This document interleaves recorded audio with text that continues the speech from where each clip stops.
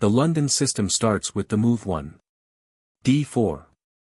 This controls the center and opens lines for our queen and bishop. Next, the signature move, 2, bishop to f4. By developing the bishop outside the pawn chain early, we ensure it remains active and powerful. Move 3 is e3.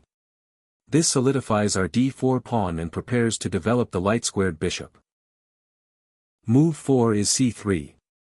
Combined with d4 and e3, this creates the pawn pyramid, an incredibly resilient defense that is hard to break. Move 5 is knight to f3. We develop toward the center, preparing for kingside castling and controlling key squares. Move 6 is bishop to d3. This is the optimal square for our bishop, eyeing the enemy kingside and supporting the center. Move 7 is knight to d2. This knight supports the center and prepares for future pawn breaks like e4 or c4. Finally, with move 8, white castles kingside. The London system is complete. A rock-solid position with great attacking potential. Practice these moves to master this system.